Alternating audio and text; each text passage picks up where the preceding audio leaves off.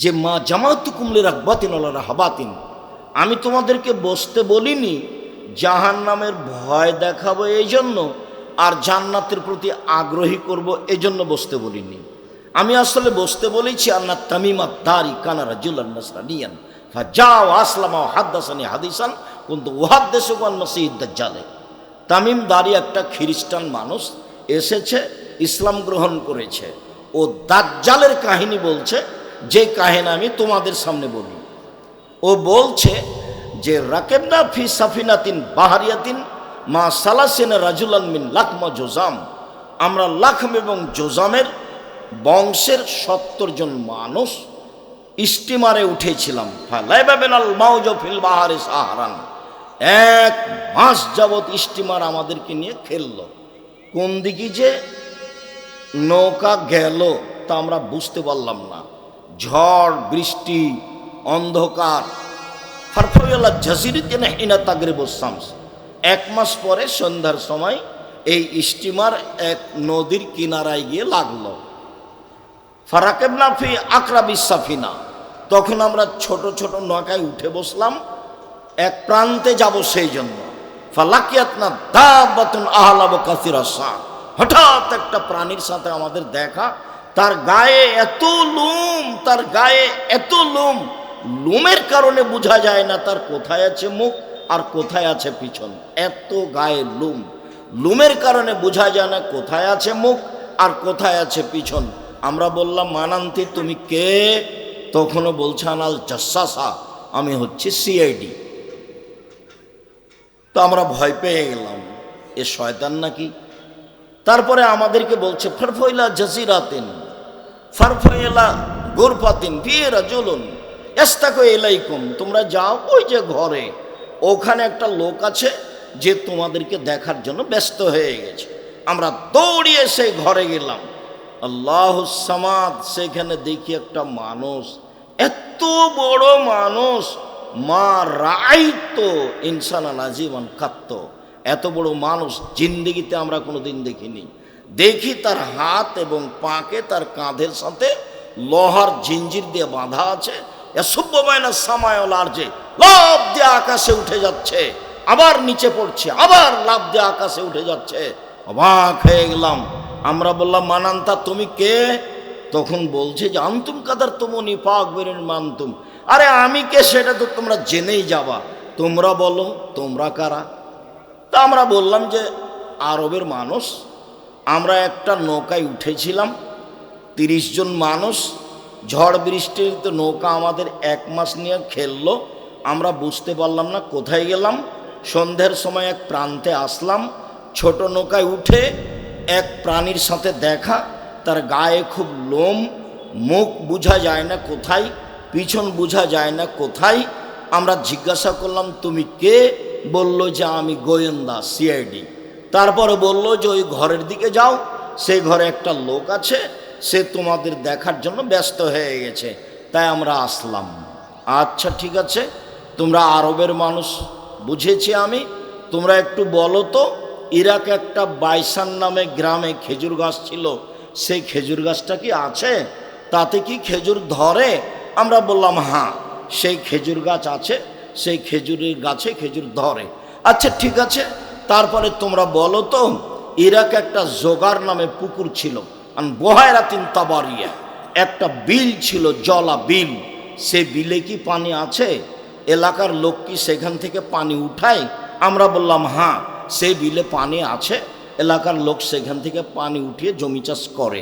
ঠিক আছে, তোমরা একটু বলো তো ইরাকে একটা পুকুর ছিল আইনে জোগার নামে, সেই পুকুরে কি পানি আছে? এলাকার লোক কি সেখান থেকে পানি নিয়ে জমি চাষ করে? আমরা বললাম হ্যাঁ, জমি চাষ করে। ঠিক আছে, তোমরা আমাকে বলো নিরক্ষর নবী সম্পর্কে তার অবস্থাটা কি?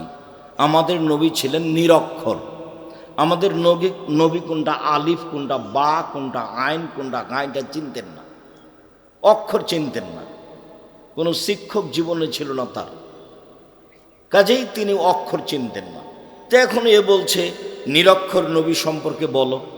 তা আমরা বললাম যে উনি এখন মক্কা থেকে মদিনায় পালিয়ে গেছে। তার অবস্থা কি?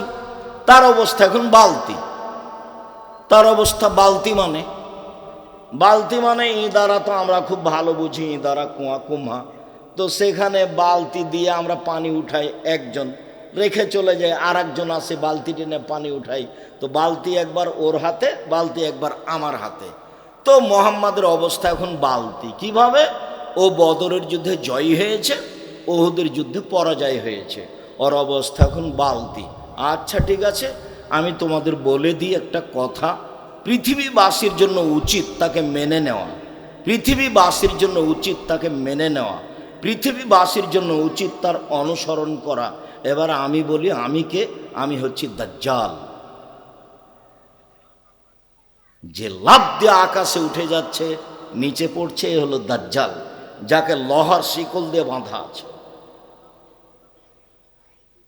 আমাকে যেদিন বের হতে বলা হবে, 40 দিন আমি সারা পৃথিবী ঘুরে নিব, মক্কা মদিনায় ঢুকতে পারবো না।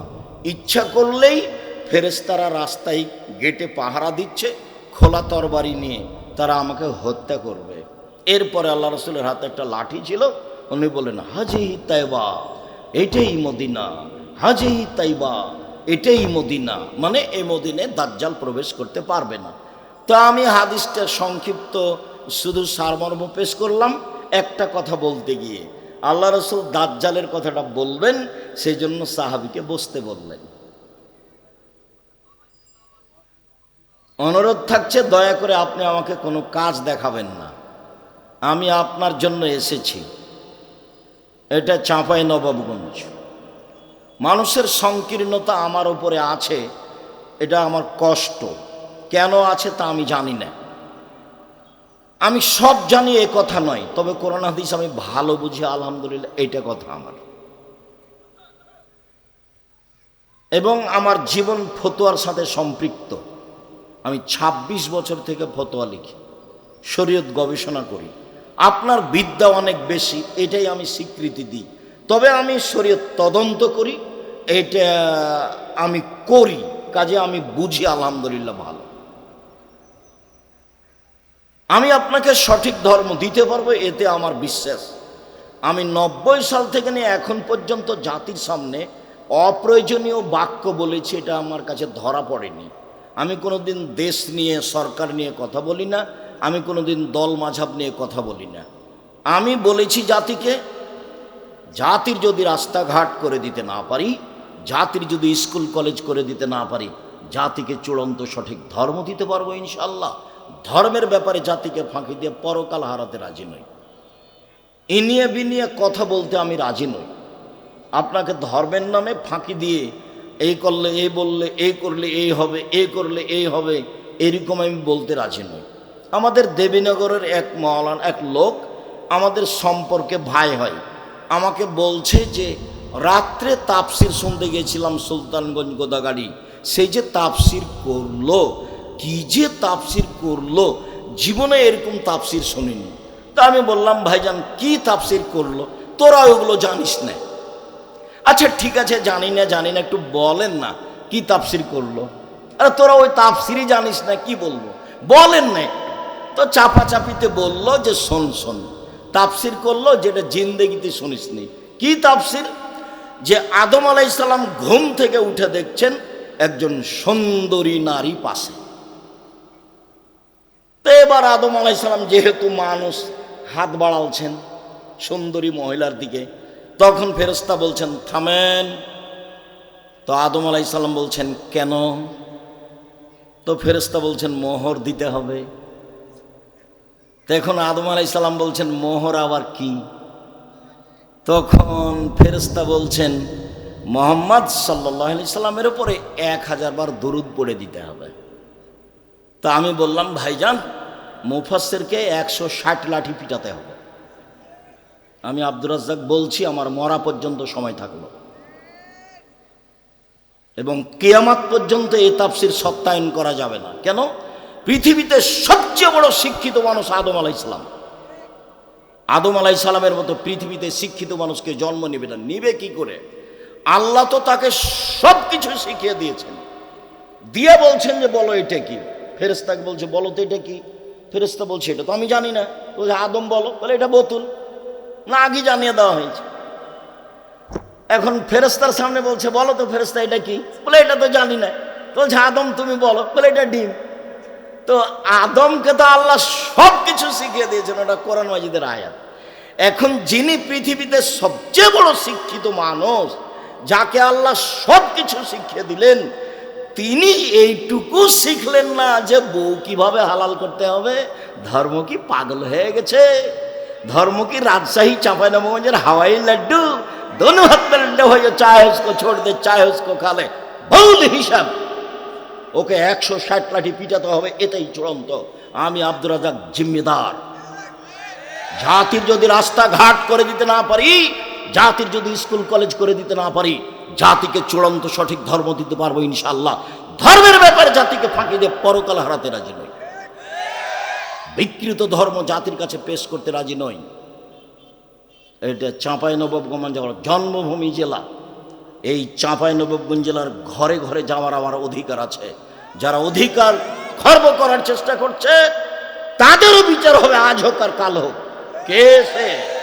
কেন সে খর্ব করবে? কে সে? কি ক্ষমতা রাখেও? কত বিদ্যা রাখেও? কেন খর্ব করবে অধিকার? এটা আমার জন্মভূমি। চাঁপাইনবাবগঞ্জ জেলাতে আমি জন্মগ্রহণ করেছি। চাঁপাইনবাবগঞ্জের মুসলমানের তো ভাই ভাই, যারা হিন্দু আছে আমি তার পাশে বসে তাকে ধর্ম বুঝাতে প্রস্তুত, নিয়ম নীতি বুঝাতে প্রস্তুত।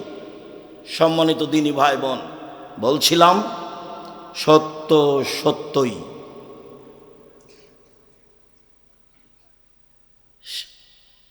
সুদের পাপের যেই অবস্থা রাসূল সাল্লাল্লাহু আলাইহি ওয়াসাল্লাম উল্লেখ করেছেন, এইরকম পৃথিবীতে কোনো পাপ নাই যার ভাষা এভাবে আল্লাহ রাসূল উল্লেখ করেছেন। যেটা বলতে যাচ্ছিলাম বলি। আবু হুরায়রা রাদিয়াল্লাহু তাআলা আনহু বলেন, রাসূল সাল্লাল্লাহু আলাইহি সাল্লাম বলেছেন, আর রিবা সাবুনা জুজান আইসারহান কারাজুল মাহু, সুদের পাপের 70টা ভাগ রয়েছে, ছোট থেকে বড়, বড় থেকে ছোট। সবচেয়ে ছোট ভাগ হলো মার সাথে জেনা করলে যেমন পাপ হয়। নেন এবার দেখান পাপ আর কোনোটা এর পাশে বসান। পাপের জগতে সবচেয়ে বড় পাপ শিরক। পাপের জগতে দ্বিতীয় মহাপাপ হলো বাপ মায়ের অবাধ্য চলা। পাপের জগতে তৃতীয় মহাপাপ হলো মিথ্যে সাক্ষী দেওয়া। পাপের জগতে চতুর্থ মহাপাপ হলো মানুষকে হত্যা করা। পাপের জগতে পঞ্চম মহাপাপ হলো সুদ খাওয়া। পাপের জগতে ষষ্ঠ মহাপাপ হলো এতিমের মাল ভক্ষণ করা। পাপের জগতে সপ্তম মহাপাপ হলো ছেলে মেয়েকে হত্যা করা খাদ্যের ভয়ে। পাপের জগতে অষ্টম মহাপাপ হলো প্রতিবেশীর সাথে জেনা করা। প্রতিবেশী নেই, বলে গেছে যে আমার এক স্ত্রীর আহাল পরিবার একটু দেখিয়েন, কোথায় সৌদি আরবে থাকে, ওই সুযোগে তার সাথে কথা বলে তার সাথে জেনা করে। এটা হলো মহাপাপী। বলছিলাম সম্মানিত দিনী ভাই বোন, জেনার সাথে এভাবে তুলনা করা হলো কেন? খুব ভালোভাবে জানেন আপনারা, জেনা এমন একটা পাপ যার ব্যাপারে রাসূল সাল্লাল্লাহু আলাইহি সাল্লাম বলেন, আল বিক্র বিল বিক্রে জিলদু মিয়া তাগরিবু সানা। অবিবাহিত ছেলে মেয়ে যদি জেনা করে তাহলে তাকে 100 লাঠি পিটিয়ে এলাকা থেকে 1 বছরের জন্য তাড়িয়ে দিতে হবে। তিনি বলেন, আসাইবু বিসাইবুর রাজম। বিবাহিত ছেলে মেয়ে যদি জেনা করে তাহলে তাকে ইট ঢেল পাথর দিয়ে মেরে মেরে মেরে ফেলতে হবে। তার বেঁচে থাকার পৃথিবীতে কোনো সুযোগ নেই। শুনুন, 3 শ্রেণীর মানুষকে হত্যা করতে হয়। 2 শ্রেণীর মানুষের বাঁচার পথ আছে। 3 শ্রেণীর মানুষকে সরকারিভাবে হত্যা করতে হবে। 2 শ্রেণীর মানুষের বাঁচার পথ আছে। 3 শ্রেণীর, 1 শ্রেণীর মানুষ হলো বলল যে কোরআন মাজিদ আমি মানি না, তাহলে সে মুরতাদ, তাকে হত্যা করতে হবে। ফাঁসির মঞ্চে নিয়ে যাওয়া হয়েছে, ফাঁস গলায় দেওয়া হয়েছে। ও বলছে থামেন থামেন থামেন, আমি কথা ফিরিয়ে নিলাম, কোরআন মাজিদ আল্লাহর বিধান কেতাব আমি মেনে নিলাম, আমি আমার কথা ফিরিয়ে নিলাম, তার ফাঁসি হবে না। অথচ অপরাধ ছিল তাকে হত্যা করতে হবে।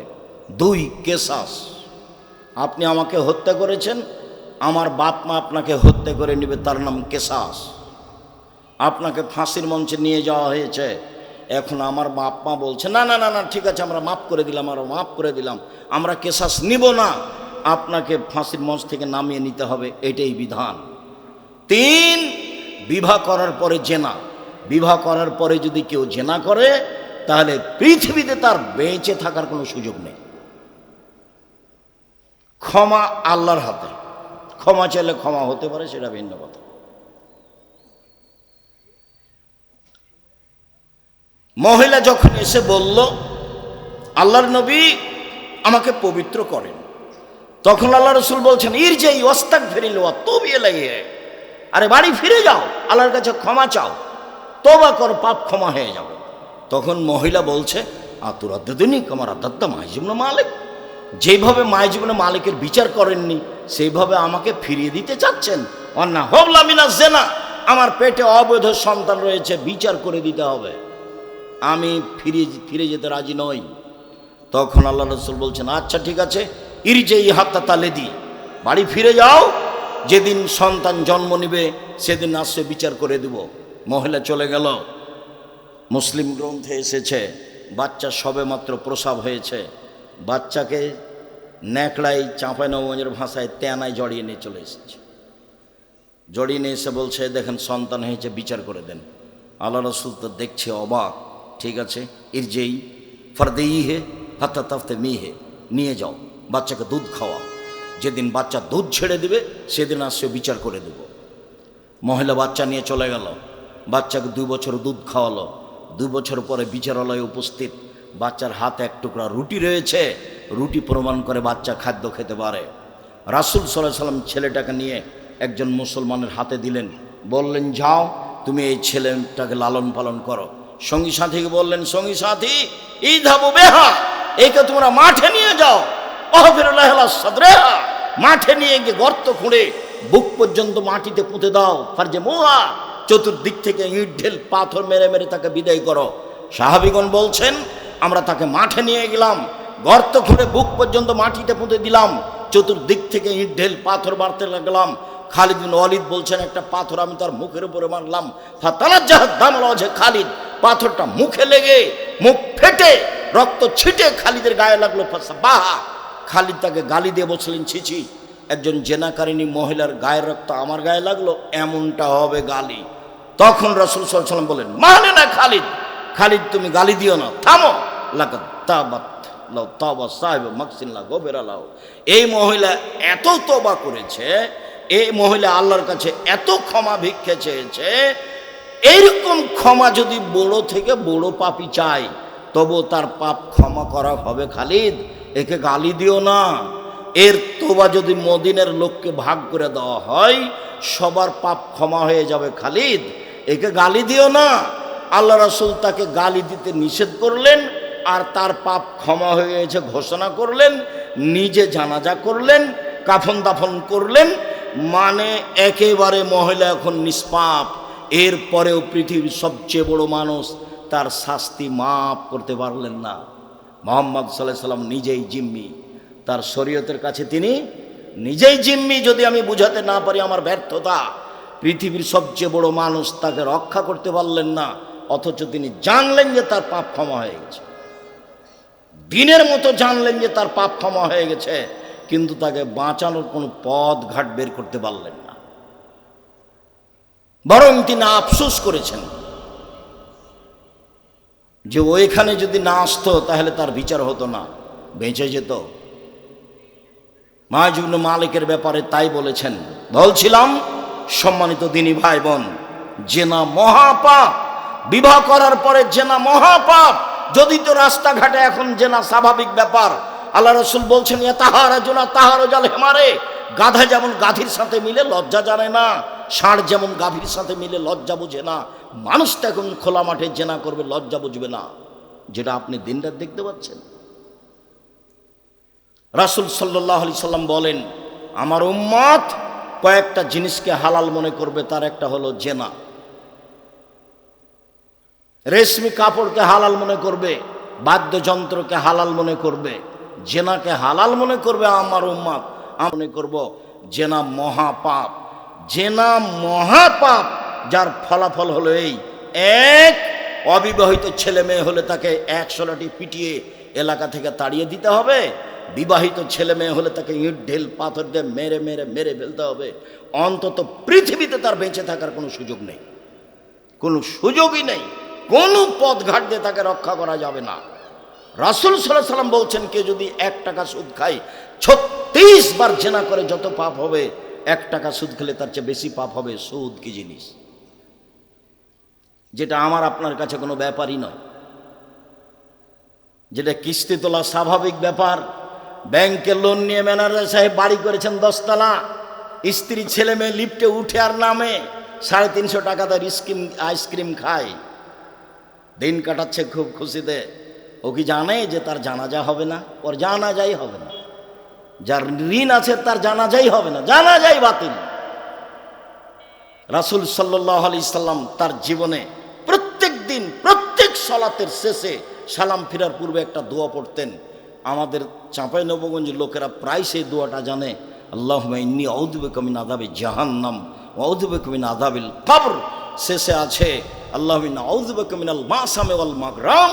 তোমার কাছে বাঁচতে চাই বড় পাপ হতে, তোমার কাছে বাঁচতে চাই ঋণ কর্য হতে, তোমার কাছে বাঁচতে চাই বড় পাপ হতে, তোমার কাছে বাঁচতে চাই ঋণ কর্য হতে। আমি ভিক্ষা করে খেতে বলিনি, ওটা আমার মূলত কথা নয়। আমি কষ্টে বলেছি তোমরা বাপ বেটা ভিক্ষা করে খাও।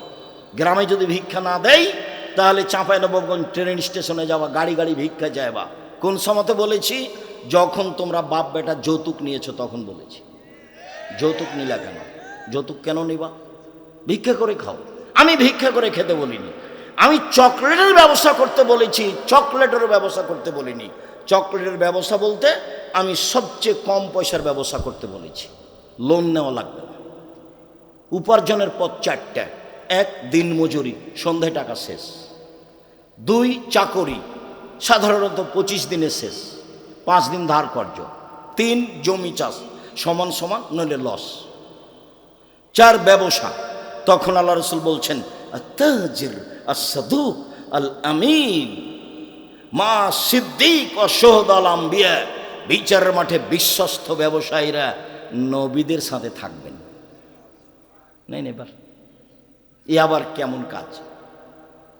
নবীদের সাথে তো থাকা খুব কঠিন। একজন সাহাবী বলছেন যে আমি রাসূলের সাথে রাতে ছিলাম, তো ফাতাই তো হবে ওয়াজুহি হাজাতেহি, আমি তার ওজুর পানি মেশাক নিয়ে এসেছি। তো ওজুর পানি আর মেশাক দেখে খুব খুশি, দিয়া আমাকে বলছেন সাল অফিরদিন সালমা শেতা, চাও যেটা তোমার মনে লাগে চাও। আমার উপরে খুব খুশি। মেশাকার পানি দেখে এত খুশি যে আমাকে বলছেন চাও যেটা চাও চাও। তখন আমি বলছি আসআলুকা মুরাফাতাকা ফিল জান্নাত, আমি আপনার সাথে জান্নাতে থাকতে চাই। আল্লাহ রাসূল তো গায়েবের খবর জানেন না। তখন আল্লাহ রাসূল বলছেন আওয়া গায়রা জালেক, না না না না না, এটা নয় এটা নয়, অন্য কিছু চাও, অন্য কিছু চাও, অন্য কিছু চাও। তখন সাহাবী বলছেন হোয়া জাকা, ওটাই চাই, ওটাই চাই। তখন আল্লাহ রাসূল কি উত্তর দিচ্ছেন দেখেন। আল্লাহ রাসূল বলছেন আইন্নী আলা নাফসিক বিকাসরাতিস সুজুদ, তুমি একটু বেশি বেশি সিজদা করে তাহাজ্জুদ পড়ে আমাকে সহযোগিতা করো। আসলে খুব ভালো তাহাজ্জুদ গুজার যারা, তারা আমার সাথে থাকতে পারে থাকবে, কিন্তু তুমি আমাকে সহযোগিতা করো তাহাজ্জুদ পড়ে, নিলে আমি তোমাকে সাথে নিতে পারবো না। পৃথিবীর সবচেয়ে বড় মানুষ মানে কিছু রাতে ইবাদত করলে রাসূলের সাথে থাকা যায়। যদিও আর একটা সহজ পথ আছে, সেটা হলো এই, কেউ যদি তার 2টা মেয়েকে লালন পালন করে, বিবাহ শাদী দিয়ে দেয়, তাহলে সে নবীর সাথে থাকবে। তখন এভাবে জমা লেগে মানে একসাথে থাকবেন নবীর সাথে। 2টা মেয়ে 10টা ছেলেকে পড়ালে নবীর সাথে থাকা যাবে, এই কথা আল্লাহ রাসূল বলেননি। পড়াবে কেন? জন্ম দিয়েছে এই জন্য। বললে তো কুকুর সিরিয়ালে ঘুরে বেড়াবে, তখন জব বাপকে দিতে হবে। জন্ম দিয়েছেন আপনি, জবাব দিব আমি? কেন জবাব দিব আমি? আপনারই ছেলে রাস্তা রাস্তা দৌড়ে বেড়াচ্ছে, মানুষের রাস্তা বন্ধ করছে, চোখ গরম করছে যে রাস্তায় চলছে তাকে, ক্ষমতা দেখাচ্ছে, দলীয় দাপটে মানুষের কাজ বন্ধ করছে, মানুষকে জেল হাজতে দিচ্ছে। ছেলে তো আপনার, জবাব আপনি দিন। মানুষকে অপমান করছে, মানুষকে খাটো করছে, জন্ম দিয়েছেন আপনি, জবাব দেব আমি? কে বলেছে? রাজুল রাইন ফি আহলি বাইতিহি, বাড়ির মালিকই দায়িত্বশীল, বাপই দায়িত্বশীল, তাকে ছেলে মেয়ে সম্পর্কে অক্ষর অক্ষরে জবাব দিতে হবে। টিকতে না পারলে তাকে জাহান্নামে যেতে হবে, তাহাজ্জুদ পড়েও হবে না, হজ করেও হবে না। অক্ষর অক্ষরে ছেলে মেয়ের জবাব দিতে হবে। আল্লাহ নবী বললেন, দুইজন মেয়ের লালন পালন করলে নবীর সাথে থাকতে পাবে। তো লালন পালন কি? লালন পালন কি বাপে বুঝে? আল্লাহ রসুল বলছেন, লালন পালন এক, ফাল্লামাহা, তাকে বিদ্যা শিখিয়ে দিল, ফাহসানা তালিমাহা, সুন্দর বিদ্যা শিখিয়ে দিল, দুই, শিষ্টাচার শিখিয়ে দিল, সুন্দর শিষ্টাচার শিখিয়ে দিল, আহসানা ইলাইহিন্না, তার সাথে ভালো আচরণ করলো। এই বাপ মেয়েকে লালন পালন করেছে, এ এখন নবীর সাথে এভাবে থাকবে। তো মেয়েকে বিদ্যা শিখিয়ে দিয়েছে, ভালো বিদ্যা শিখিয়ে দিয়েছে। কিভাবে ভালো বিদ্যা শিখালো? শিষ্টাচার শিখিয়ে দিয়েছে, ভালো শিষ্টাচার শিখিয়ে দিয়েছে। নখ বড় আছে, নখে নেল পালিশ আছে, তখনও কি ভালো শিষ্টাচার? ভরু তুলে চিকন করা আছে, তখনও কি ভালো শিষ্টাচার? দাঁত ছিলে ফাঁকা করা আছে, তখনও কি ভালো শিষ্টাচার? পরচুলা মাথায় দিয়ে খোপা বেঁধেছে, তখনও কি ভালো শিষ্টাচার? অবাক হতে হয়। ভালো শিষ্টাচার, শিষ্টাচার কাকে বলে না তার মা জানে, তার বাপ জানে। শিষ্টাচার কাকে বলে না তার বাবা জানে, তার মা জানে। কে বলেছে ও শিষ্টাচার জানে? বল হিসাব। জাবের রাদিয়াল্লাহু তাআলা আনহু বলছেন, যুদ্ধ থেকে আসছিলাম, আল্লাহ রাসূল বলেন, এই থামো, সকালে যাব বাড়ি। আমি জাবের বললাম, আল্লাহর নবী, আমি নতুন বিবাহ করেছি, বাড়ি যেতে অনুমতি দেন। তখন আল্লাহ রাসূল বললেন, কুমারী মেয়ে বিবাহ করেছ না তালাক প্রাপ্তা মেয়ে বিবাহ করেছ? তখন জাবের রাদিয়াল্লাহু তাআলা বললেন, তালাক প্রাপ্তা মেয়ে বিবাহ করেছি। আরে তুমি কুমারী মেয়ে কেন বিবাহ করলে না? তুমি তার সাথে খেলতে, ও তোমার সাথে খেলতো। যাক, আল্লাহ রাসূল যা বললেন বললেন। এবার জাবের রাদিয়াল্লাহু তাআলা বলছেন, আল্লাহ নবী শোনেন, আমার আব্বা উহুদের যুদ্ধে শহীদ হয়েছেন 9 জন মেয়ে রেখে, আমার 9 জন বোন আছে। আমার আব্বা উহুদের যুদ্ধে শহীদ হয়েছেন 9 জন মেয়ে রেখে, আমার 9 জন বোন আছে। আকরাহুনা তাযাওয়াজা মিসলাহুন্না, তাদের মতো বয়সের মেয়ে আমি বিবাহ করা পছন্দ করিনি 4টা কারণে। আমার বোনদের বয়সের মেয়েকে আমি বিবাহ করা পছন্দ করিনি 4টা কারণে। এক, লিতুল্লামাহুন্না, আমি বেশি বয়সের মেয়ে বিবাহ করেছি যাতে করে আমার স্ত্রী আমার বোনদেরকে বিদ্যা শিখাতে পারে। 2, বলে তুয়াদ্দাবাহুন্না, যাতে করে আমার স্ত্রী আমার বোনদেরকে শিষ্টাচার শিখাতে পারে। 3, বলে তুরাজ্জালাহুন্না, যাতে করে আমার স্ত্রী আমার বোনদেরকে পরিপাটি করে সাজগোজ করে রাখতে পারে।